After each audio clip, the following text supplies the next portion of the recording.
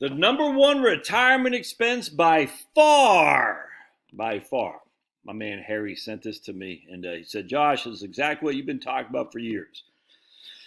Yep. And on top of that, this is why I focus so much on CPI as well, because it's the same. All right, let's go with this. All right, so this is from Market Watch, Dateline December 3rd by Andrew Schilling. He's Schilling. He's a shill for Schilling. Let's see who Andrew is, by the way. I don't know who he is. Might be a good guy. Don't know. Let's take a gander. Here he is. He's a reporter for Market Watch, writing about savings. Previously, he's an associate managing editor at Financial Planning Magazine. All right, good. But he lives in Brooklyn, like all these guys do. All right, because that's where all the cool kids live. All right, so let's see what we got. And here are these two people, very worried. They're like, oh, look at that statement.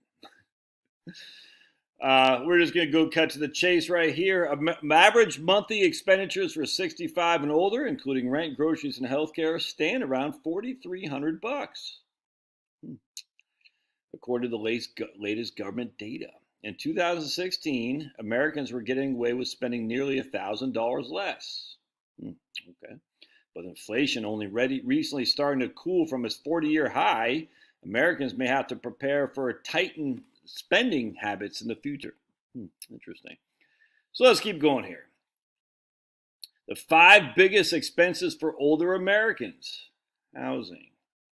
All right, so remember, the average American is spending $4,300 a month. The average household, I should say. Average household, about $4,300 a month. That's a little bit more than $52,000 a year, $50,000 a year. All right. Of that $4,300 a month, $1,500 goes to housing. Let's take a gander, shall we? Our trusty calculator, we divide the amount we're spending housing versus the amount of income we have, spending we have. Oh, you see that? 36%. 36% of our expenditures go to housing. Now remember, this is $4,300. The average expenditures. This is not the income. It's the average expenditures. So let's take a gander at what. Let me show you something. The CPI, shelter, 37% of CPI inflation. CPI is Consumer Price Index. Someone said, "I don't understand the words you said. I don't know what CPI is." I don't know how anyone who's looking at retirement planning doesn't know what CPI is. Consumer Price Index, every month is updated. Every month. As BLS, Bureau of Labor Statistics, is called inflation. There's shelter. 37.36% of CPI is adjusted for shelter.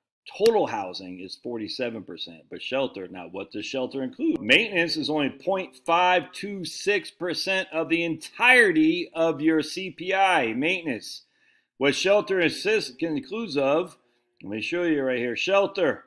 37% is shelter, of which rent of primary residence is 7%, and this is from August 2022. Shelter 32%. It changes a little bit, not much, about a third. Owner's equivalent rent is 24%. Now, what is owner's equivalent rent? Let's take a look here. The second approach to measure housing costs and CPI attempts to estimate the flow of services for an owner dwelling based on market rents for rented dwellings. The research led a method identified as rental equivalence. This method measures the rate of change in the amount an owner would need to pay in order to rent on the open market. It is based on the actual market rents collected from a sample of renter-occupied housing units. The rate of change in the amount an owner would need to pay in order to rent on the open market. That is the biggest proportion of CPI is right here. The shelter thing is about a third or so, which consists of renting your primary residence. Well, I don't rent. And owner's equivalent rent of residence, as if you did rent it to yourself. That is the CPI from the Consumer Expenditure Survey, which is right here. Which is this right here. $1,500. So this is what this is so frustrating to me. The Consumer Expenditure Survey says the average household who's over 65 spends $1,500 a month on their housing costs. Okay. We're going to extrapolate that, not on the actual cost of housing, but we're going to extrapolate that amount, which is 35% roughly for simplicity. And we're going to use that not on the actual cost of what people spend, which is maintenance, mortgage, interest, property tax. We're going to use that for owner's equivalent rent and rent of primary residence. Baby, I gotta shut my door here. Oh, before I forget, if you want to be my email list, the very first link in the doobly-doo down there, just sign up for it. It's free. I send about 1 or 2 emails a week. Anyway, so, by the way, too, we'll talk about it. So hang tight for the secret sauce here. All right, so they're literally using what people spend their money on. Well, they spend their money on housing, and they're extrapolating that in terms of CPI. And this is going back again here, what he said about inflation up here. But with inflation only recently starting to cool, inflation based on what? CPI. Based on what? The biggest component of CPI is housing costs of inflation. Does your housing cost go up? Is it worth a third of your total expenditure? Well, not if you don't have a mortgage, because this includes your mortgage, your property tax, your homeowner's insurance, your mortgage interest, all that. Right here. Pay off your mortgage before you retire. Finn, I'm trying to do a video. Roughly half of retirees now have a mortgage, which is literally part of this number, but it's not part of CPI. They don't use mortgage as part of CPI. They used to. Let me show them. I gotta shut this door. Yeah, I know. Look at that guy. Look at guilty party. I know we love you, but all right. Let me show what I'm talking about here. All right. So we're gonna go down here. This is from my soon-to-become a book, by the way. All right, hold on a sec.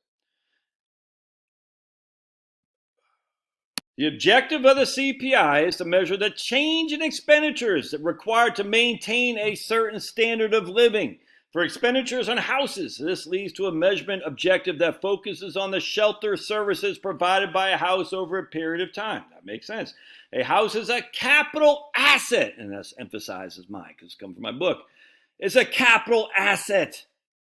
It's on the balance sheet. CPI is an income statement. Money going in, money coming out. It's crazy. Anyway, what they used to do, measure housing costs and inflation by, they attempted to estimate the flow of shelter services for an owned dwelling from items related to living in it.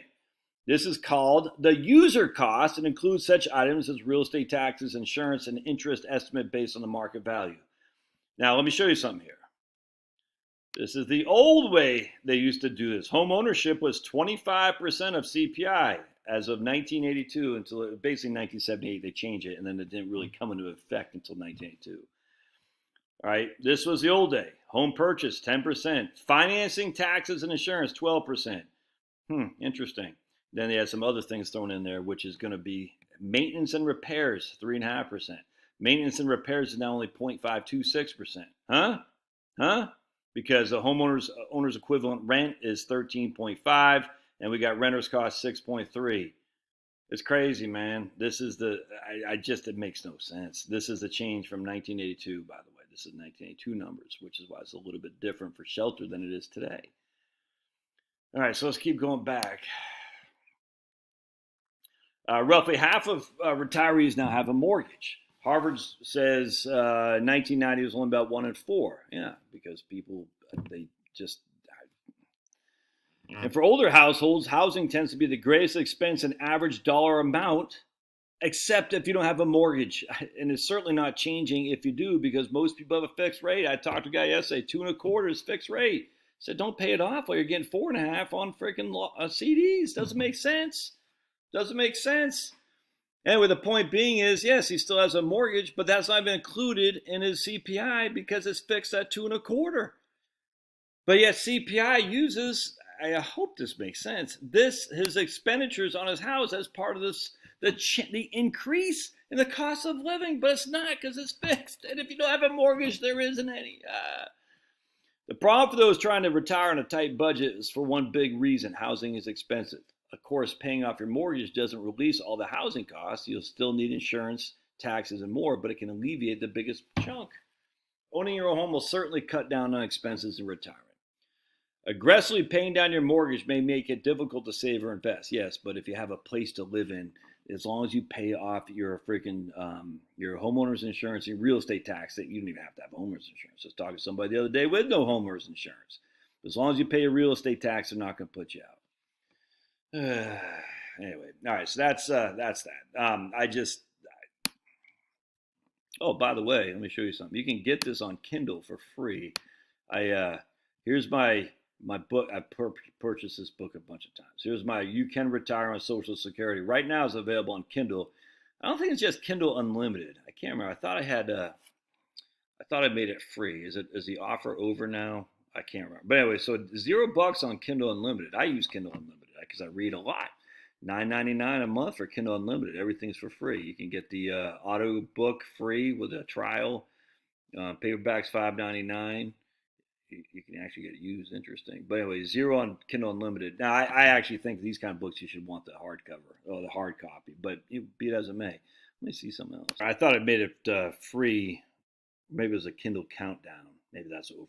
Yeah, every now and again, every month, I'll do a Kindle countdown, like 99 cents or something like that. Oh, the baby. But I think they only give you 5 days. I think today's the last day. I don't think it's available anymore. But it's still free on the Kindle Unlimited. You should freaking sign up for Kindle Unlimited, dude. If you like to read, freaking Kindle Unlimited kicks ass. $9, $9.99 a month, and all the books you could possibly read. That's not literally all, but you have 10 out at any given time. Crazy. All right. Love your thoughts. Don't forget to sign up for the email list and follow me on Locals as well. Link in there as well. See ya.